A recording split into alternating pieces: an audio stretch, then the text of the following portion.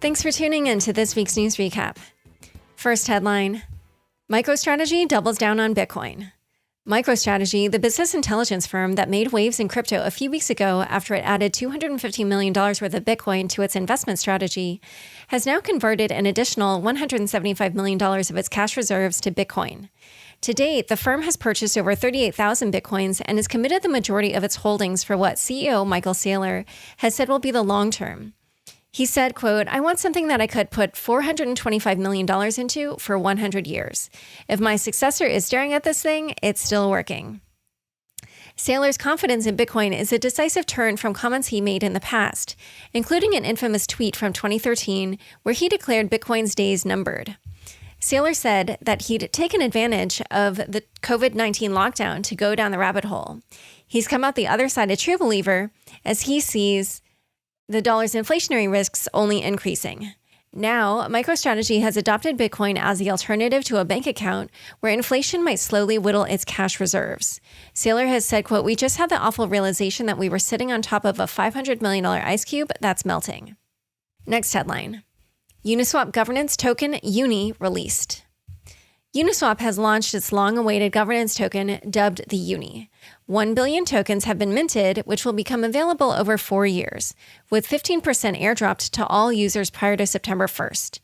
Anyone who interacted with Uniswap before then received 400 tokens, which immediately became worth more than $1,000.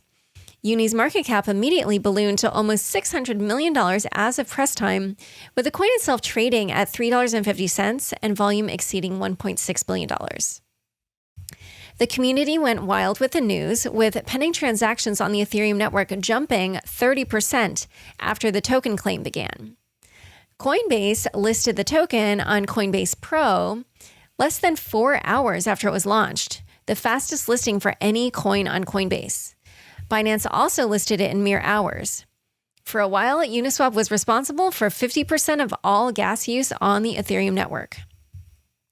In a Twitter thread, Fabric Ventures co-founder Max Mersch wrote, quote, "With the UNI distribution, Uniswap protocol has consolidated an army of missionaries that were early users and are now stakeholders incentivized in the protocol's success." And in his Daily Gwei newsletter, Anthony Sassano wrote, quote, "This is a clear example of what people are calling the ownership economy."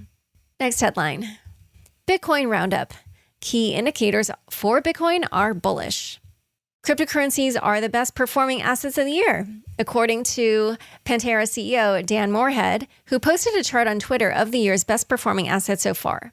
Although gold is at a 5,000-year high and close to the top of the list, the top 5 performing assets this year have all been cryptocurrencies: 0x, Ethereum, Augur, Bitcoin, and Maker. Also, in his September newsletter, Morehead describes how, for periods in which inflation has been running below 2%, the Fed has promised to keep printing money until inflation averages to a 2% target. Morehead wrote, "Wow, that's wild," and then notes that Bitcoin appears to be at the beginning of its next large bull market.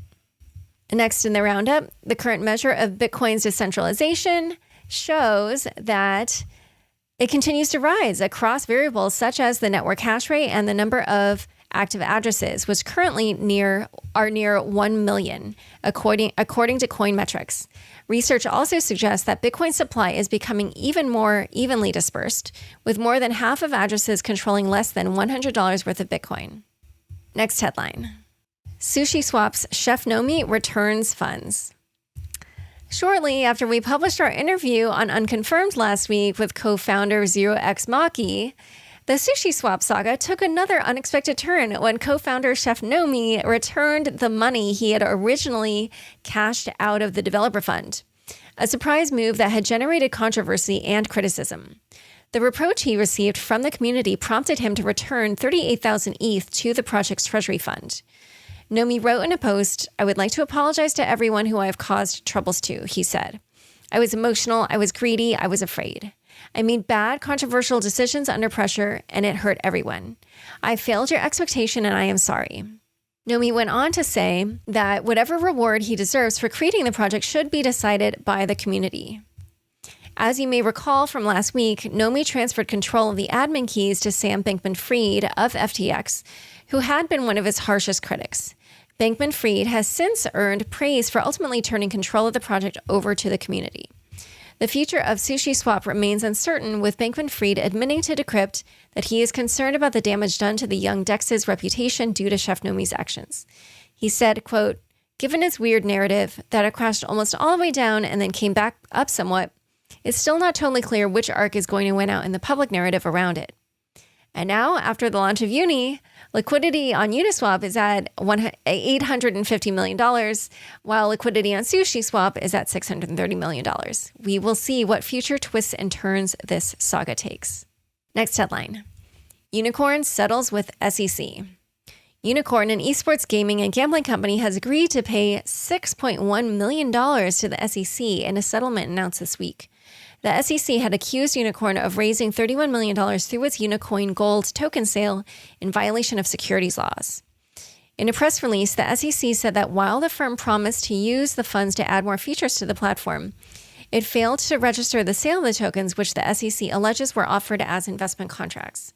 SEC Commissioner Hester Peirce, who has long been an advocate for cryptocurrencies, dissented the resolution, pointing out that Unicorn was not accused of committing fraud, but rather a registration violation, and that its punishment will effectively force the company to cease operations due to this registration violation. As she has in the past, she advocated for a 3-year safe harbor for token issuers, saying that in Unicorn's case, it would have been able to use the time to identify new uses for the token and expand its user base. Next headline. Why Bitcoin Cash may fork into two again. A contentious disagreement within the Bitcoin Cash community threatens to split the network at the time of the upcoming semi-annual upgrade. One side, called Bitcoin ABC, created a funding plan that would redirect 8% of the block reward to an address controlled by Bitcoin ABC for infrastructure development, but only as long as the miner was using the ABC client. Any block not redirecting funds to the ABC address would be orphaned, meaning it would not be added to the chain by the ABC miners. A new forked node called BCH node instead follows the chain with the most proof of work and does not redirect 8% of the block reward to the ABC wallet. That, of course, means that blocks mined by the BCH node client will be considered invalid by the ABC miners, hence the risk of a split. More than 50% of BCH blocks are currently being mined using the BCHN client, giving the BCHN miners confidence that they will have the chain with the most proof of work. However, the question remains of how the BCH network might continue to fund itself without this infrastructure funding. Bitcoin ABC is essentially responsible for creating Bitcoin Cash and has tried to rely on donations for funding over the past 3 years, with little success. The faction that created BCHN is protesting that Bitcoin ABC hasn't proven enough value to the community to warrant what they argue is a tax. Furthermore, they say this infrastructure funding proposal will give too much power to a single developer team. We will see if Bitcoin Cash splinters yet again. Time for fun bits.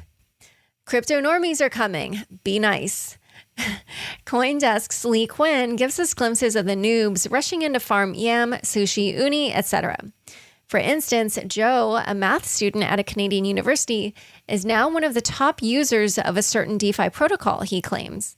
He's made hundreds of thousands of dollars yield farming in 2020. Another anonymous yield farmer made $15,000 from Yam alone, despite the fact that Yam was over in 3 days and imploded due to a bug. It is, however, relaunching. But since there are so many new people, a number of crypto stalwarts have taken to educating them. Tony Shang laid out the risks inherent to new users rushing into DeFi in a tweet storm. While he did say, quote, "Unlike the ICO era, this cohort of profit seekers are becoming quite sophisticated," he cautioned them to not let their FOMO rush them into following influencers. He wrote, quote, "It takes time to get sophisticated, but people don't think they can afford to take that time. They're afraid of missing out. People are constantly losing money." Kinshal Shah of Blockchain Capital posted a Twitter thread that summed up all the goings-on in DeFi so far this summer, with definitions of terms like liquidity mining and composability. It serves as a great explainer for people just entering the space. Thanks for tuning in. To learn more about David and Kraken Financial, be sure to check out the links in the show notes of this episode. Don't forget, you can now watch video recordings of the show on the Unchained YouTube channel. Go to youtube.com/c/Unchained podcast and subscribe today. Unconfirmed is produced by me, Laura Shin, with help from Anthony Yoon, Daniel Nuss, and the team at CLK Transcription. Thanks for listening.